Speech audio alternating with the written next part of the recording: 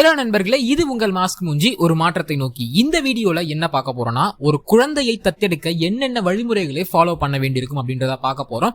சட்டம் என்னென்ன விதிமுறைகளை விதிச்சிருக்கு, ஒரு குழந்தையை தத்தெடுக்க என்னென்ன விதிமுறைகள் விதிக்கப்பட்டிருக்கு அப்படின்றத நம்ம தெரிஞ்சுக்க வேண்டிய கட்டாயத்துல இருக்கும். அதனால ஒரு சைல்டை அடாப்ட் பண்றதுக்கு முன்னாடி இந்த வீடியோவை கண்டிப்பா பாருங்க, உங்களுக்கு ரொம்ப யூஸ்ஃபுல்லா இருக்கும். நீங்க நம்ம சேனலுக்கு புதுசா வந்திருந்தீங்கன்னா ஒன்னும் பிரச்சனை இல்ல. இதுக்கு முன்னாடி நாங்க போட்ட வீடியோஸ் எல்லாத்தையும் போய் பொறுமையா பாருங்க. உங்களுக்கு பிடிச்சிருந்தா மட்டும் சப்ஸ்கிரைப் பண்ணுங்க. கூடவே பக்கத்துல இருக்க அந்த பெல் ஐக்கானையும் ட்வைங்னு அடிச்சுட்டு போயிடுங்க. அப்பதான் நாங்க போடுற எல்லா வீடியோஸும் உங்களுக்கு டக்குன்னு நோட்டிபிகேஷன்ல காட்டும்.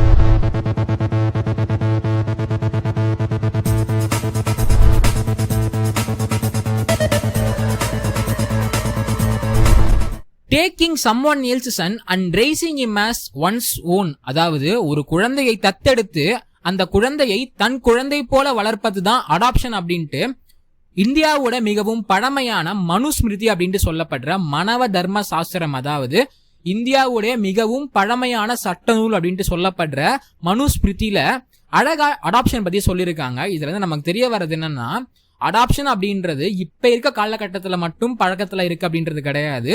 இந்த சட்டங்கள் எழுதப்படுறதுக்கு முன்னாடியில இருந்தே அடாப்ஷன் அப்படின்ற ஒரு விஷயம் இருந்துட்டு வருது அப்படின்றதுதான் உண்மை. அந்த காலத்துல ராஜாக்களுடைய வழிமுறைகளை பின்பற்றி ஒரு குழந்தையை தத்தெடுத்து வளர்த்தாங்க. சில ராஜாக்களே குழந்தைகளை தத்தெடுத்தும் வளர்த்தாங்க. ஆனா இப்ப இருக்க காலகட்டத்துல அந்த மாதிரி செய்ய முடியாது. இதுக்குன்ட்டு செப்பரேட்டா உருவாக்கப்பட்ட சட்டங்களை பின்பற்றி தான் ஒரு குழந்தையை தத்தெடுத்து வளர்க்க முடியும். ஒரு ஆணாகட்டும் இல்ல பெண்ணாகட்டும், யாராக இருந்தாலுமே அதுக்குன்னு இயற்றப்பட்ட சட்டங்களை பின்பற்றி மட்டும்தான் ஒரு குழந்தையை தத்தெடுக்க முடியும். Hindu adoption and maintenance act தான் அந்த சட்டம். அந்த சட்டம் தான் ஒரு குழந்தையை எவ்வாறு தத்தெடுக்க முடியும் அப்படின்றத பத்தி தெளிவா சொல்லுது. Section 7 of Hindu adoption and maintenance act என்ன சொல்லுதுன்னா, ஒரு ஆணானவன் எப்போது ஒரு குழந்தையை தத்தெடுக்கும் தகுதியை பெறுகிறான் அப்படின்ட்டு சொல்லுது.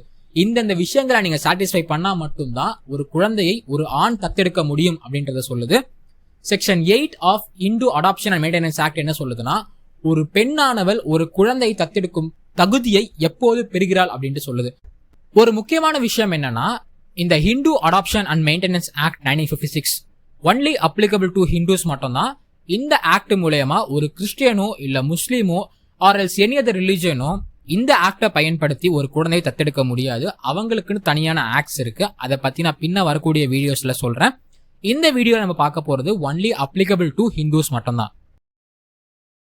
ஒரு மேல், அதாவது ஒரு ஆணானவன் எப்போது ஒரு குழந்தையை தத்தெடுக்கும் தகுதியை பெறுகிறான் அப்படின்ட்டு பாத்தீங்கன்னா, இதுல வர ஃபர்ஸ்ட் கிரிட்டரியாவே he is of sound mind, அதாவது ஒரு மனநலம் குன்றிய நபரால அடாப்ஷன் பண்ண முடியாது. அதாவது மன வளர்ச்சி இல்லாத நபரால ஒரு குழந்தையை தத்தெடுக்க முடியாது.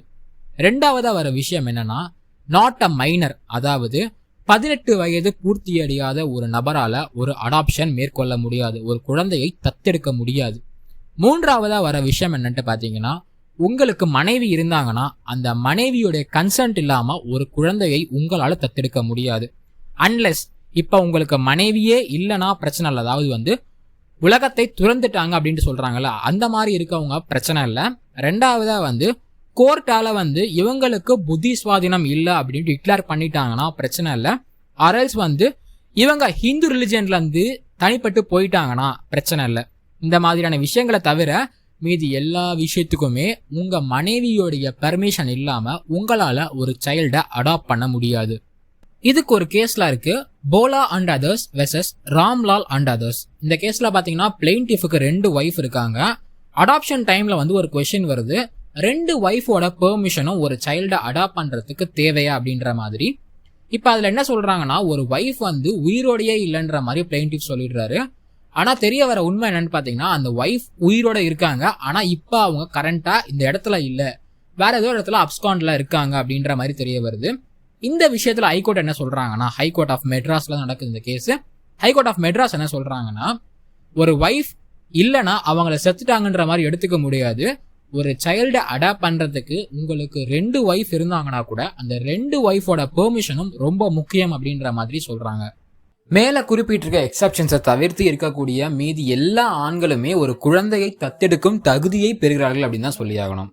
ஒரு பெண் எப்போது ஒரு குழந்தையை தத்தெடுக்கும் தகுதியை பெறுகிறாள் அப்படின்ட்டு பாத்தீங்கன்னா, முதல் கிரைட்டீரியாவா இதுல வர்றது she is of sound mind, அதாவது மனநலம் குன்றிய ஒரு நபராக தத்தெடுக்கும் பெண் இருக்கக்கூடாது அப்படின்றது. ஒரு மனவளர்ச்சி குன்றிய ஒரு நபரால சரியா அவங்க தத்தெடுக்கிற குழந்தைய வளர்க்க முடியாது அப்படின்றதுனால மனநலம் பாதிக்கப்பட்ட ஒரு நபராக இருந்தாங்கன்னா அந்த அடாப்ஷன் அப்படின்றது செல்லாது.